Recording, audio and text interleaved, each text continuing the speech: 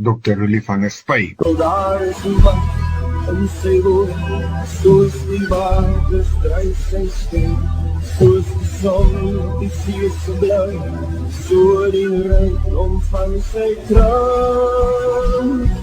Vir Dr. Rulie van der Spy, as die praatjies lig op die skrif. Goeiemôre. Goeiemôre Willem, goeiemôre luisteraars. Ja, dis elke keer vir my lekker om weer te gesels. Want ek leer so gereeld iets uit die woord uit. Elke keer leer ek iets uit die woord uit. En dan wil ek so graag hê julle moet dit ook hoor, verstaan en opgewonde raak oor die skrif. Ja, my tema vanoggend is oopgeskeur. Oopgeskeur. Nou, ek weet nie of dit 'n tema is waaroor mense opgewonde kan of behoort te word nie. Maar nou ja, kom luister wat sê die skrif oor die woord oopgeskeur, die konsep. Dit kom uit Markus 1, vers 9 tot 11. Nou in my vertaalwerk is ek deesdae besig met Markus, en ek was sopas weer in die buiteland gewees, daar in die Russiese wêreld, om vertalings te kontroleer, en die konsultant saam met wie ek werk, het dit uitgelig en gesê dat ons vertaling nie 100% is nie. Hy is nie verkeerd nie, maar nie 100% is nie, want daar is 'n ander Griekse woord onderliggend. Nou ja, dis wat ek wil uitlig. So kom luister saam met my na Markus 1, vers 9 tot 11. Nou in Markus 1 gaan dit oor Jesus se doop. Waar Jesus gedoop is deur Johannes die Doper, hoe hy die water uitgekom het, die hemel oopgegaan het en 'n stem, God se stem uit die hemel met hom gepraat het. En die duif het ook daar dan neergedaal. So, kom ons lees dan. Markus 1, vers 9 tot 11. In daardie tyd het Jesus vanaf Nasaret in Galilea gekom. En hy is deur Johannes in die Jordaan gedoop. Net toe hy uit die water opkom, het hy die hemel sien oopgaan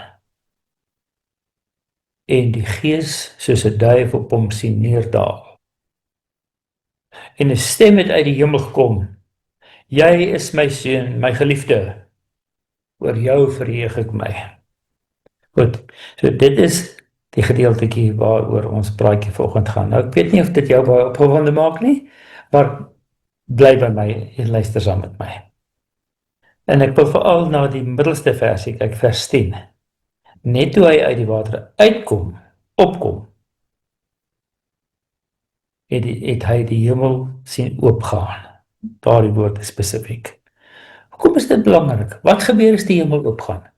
Kom ons kyk gou na 'n paar ander verwysings waar die hemel oopgegaan het en wat het gebeur en of dit belangrik was en of dit indrukwekkend was, moet ek sê, of dit treffend was. Die een ander voorbeeld wat ek vinnig aan kon dink, was die uit Handelinge 7, reg aan die einde van Handelinge 7, waar Stefanus gepraat het, né? Stefanus het dan vir die Joodse leiers en die Fariseërs en skrifgeleerdes vertel die hele geskiedenis hoe God die volk Israel gelei het, en dan wat hy sien, want hy was absoluut in die teenwoordigheid van die Here gewees, en so in die teenwoordigheid van die Here word dan beskryf wat daar plaasgevind het. So Johannes sien die hemel oop, daar in Handelinge 7. Kom ons lees Handelinge 7, vers 55 en 56. Ek het verkeerd geskryf. Handelinge 55 en 56. Maar Stefanus, vol van die Heilige Gees, het stip na die hemel gekyk en die heerlikheid van God gesien. Ja, dis wonderlik, né? Ek dink nie ons lewe so naby God dat ons sy heerlikheid sien nie. So Stefanus, vol van die Heilige Gees, het stip na die hemel gekyk en die heerlikheid van God gesien. En Jesus wat aan die regterhand van God staan.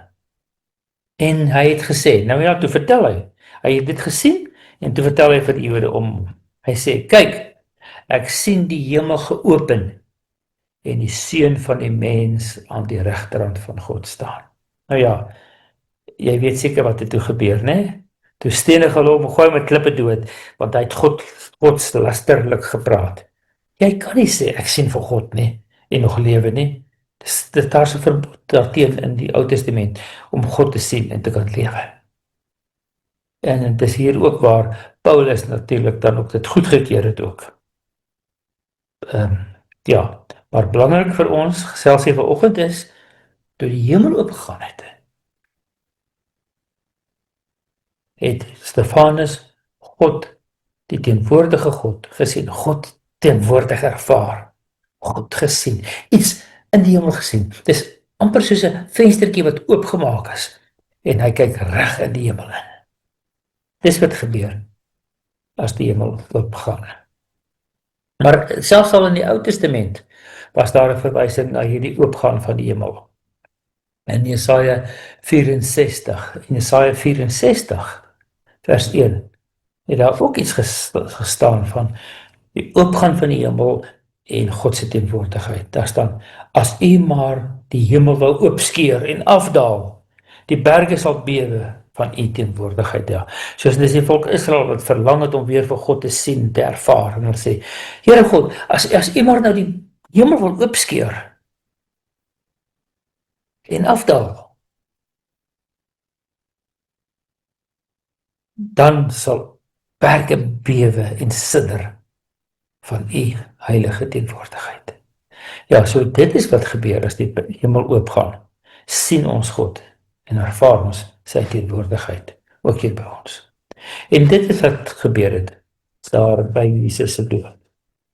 Maar ons het gelees in ons versie, dit het gesê, Markus 1 vers 10, net toe hy uit die water opkom, het hy die hemel sien oopgaan. So die werkwoord is oopgaan. Maar kyk wat sê die Engels van hierdie versie. Ek gaan die versie in Engels lees in 2 ander vertalings. In die New Living Translation NLT en in die NIV. So Markus 1 vers 10 in die Nuwe Lewende Vertaling NLT. As Jesus came up out of the water, he saw the heavens splitting apart and the Holy Spirit descending on him like a dove. So wat het gebeur hier? Die hemel het oopgesplit. Goed. NIV sê, as Jesus was coming up out of the water, he saw heaven being torn open and the Spirit descending on him like a dove. So in Afrikaans het ons gelees, die hemel het oopgegaan. NLT sê, it split open. En die NIV sê, it was torn open. So, weer eens my normale vraag. Watter van hierdie 3 vertalings is korrek? En is dit regtig oopgeskeur of oopgemaak? En is dit belangrik? Is dit belangrik of dit oopgeskeur is en of dit oopgemaak is? Miskien is die Griekse woord dieselfde woord, of baie naby, vir al twee hierdie verstane. So kom ons blaai nou na die 3 Afrikaanse vertalings. En ons kyk na Markus 1 vers 10, en al 3 ons Afrikaanse vertalings, wat ons meestal gebruik. Die eerste is Afrikaans 2020, die Afrikaans 83 en Afrikaans 53. Nou ek het in die begin Afrikaans 2020 gelees. Dis die vertaling wat ek die meeste lees. Net toe hy uit die water opkom, het hy die hemel sien oopgaan. En die Gees soos 'n duif op hom sien neerdaal. So Afrikaans 2020 sê, die hemel het oopgegaan. Maar kyk, sê die 83 vertaling. Net toe hy uit die water opkom, het hy die hemel sien oopskeur. En die Gees soos 'n duif na hom toe sien neerdaal. So hulle sê skeur, 2020 sê oopgaan. Is dit belangrik? Is daar 'n verskil? Maak dit regtig saak? Miskien sal die 53 vertaling ons help, want ja, dis soos ons King James wat ons gebruik, né? Dit behoort daarom baie naby en oorspronklik te wees. So kom ons lees die Afrikaans 53 vertaling van Markus 1 vers 10. En dadelik toe hy opklim uit die water, sien hy die hemele skeur en die gees soos 'n duif op hom neerdaal. Nou ja, die hemel wat skeur klink snaaks. En daaroor het Afrikaans 2020 seker gesê oopgaan. Maar die Afrikaans 83 sê sien hy die hemele oopskeur. En ek hou daarvan.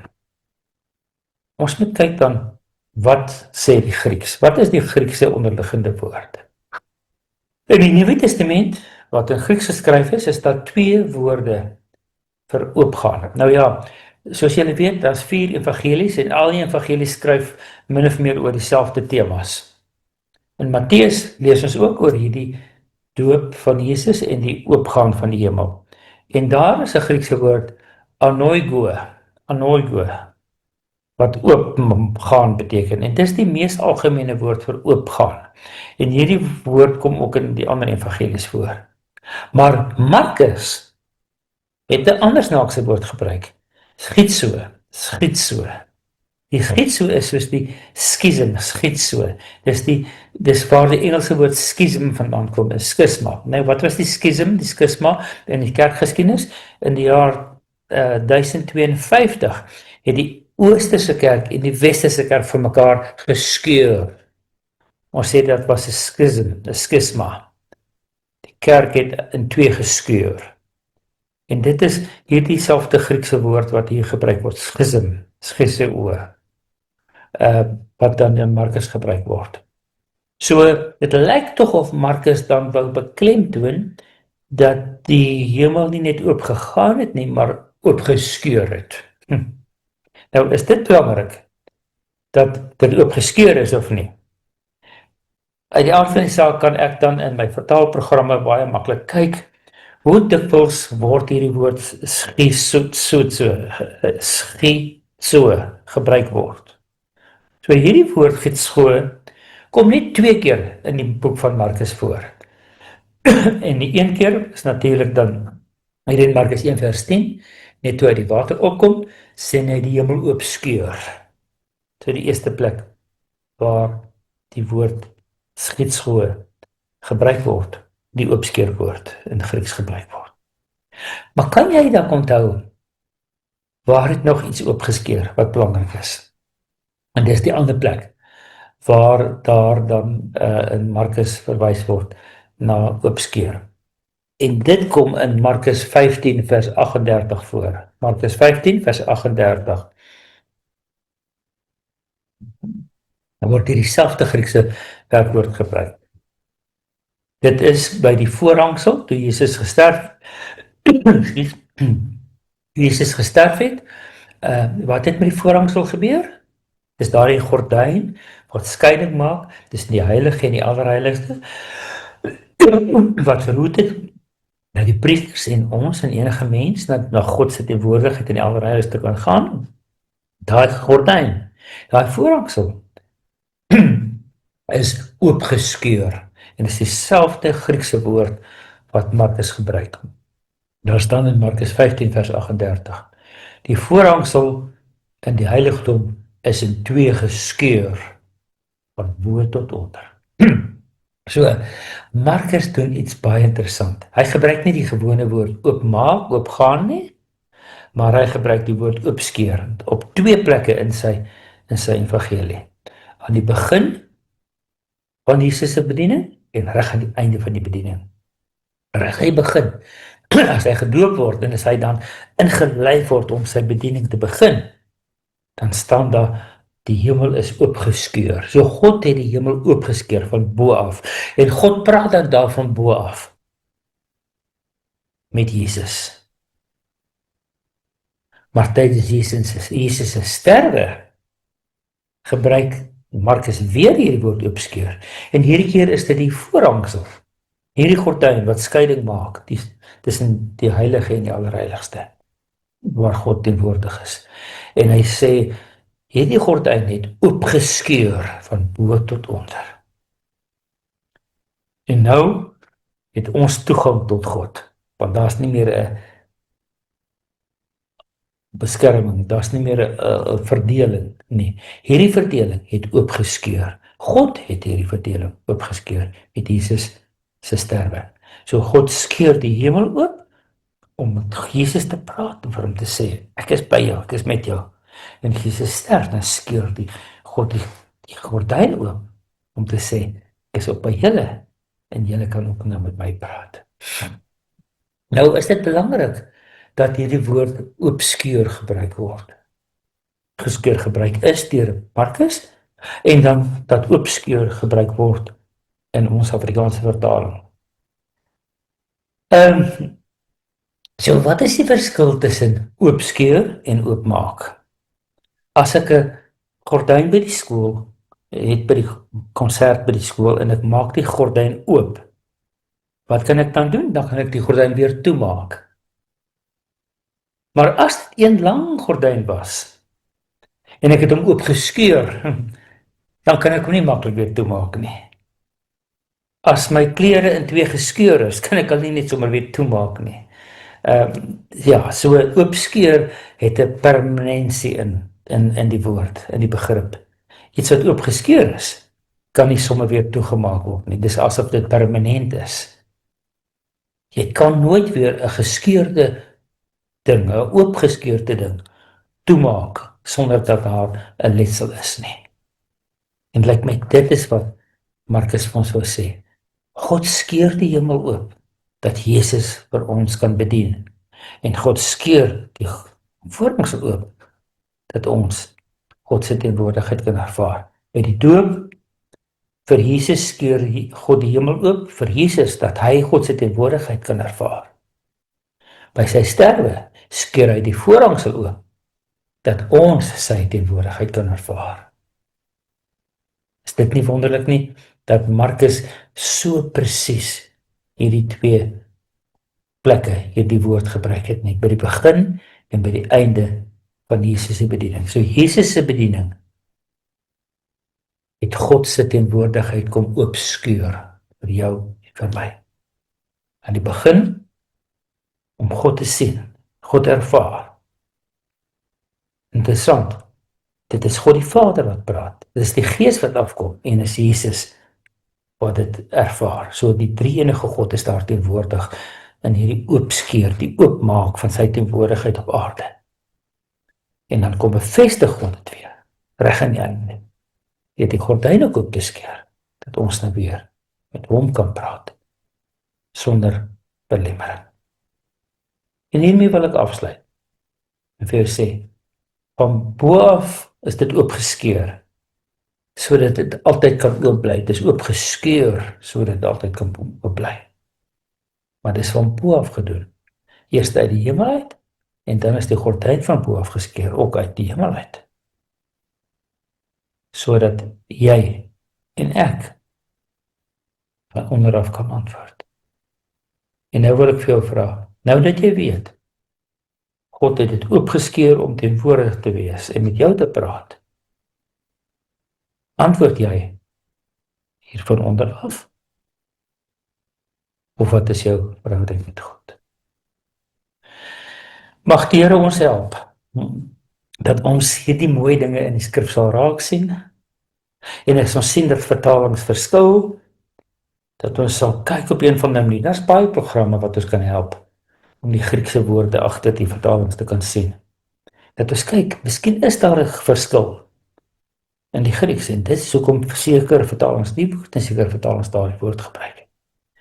Sodat ons die wonderlike samevoeging, die opbou van die skrif kan sien, kan ken en kan ervaar.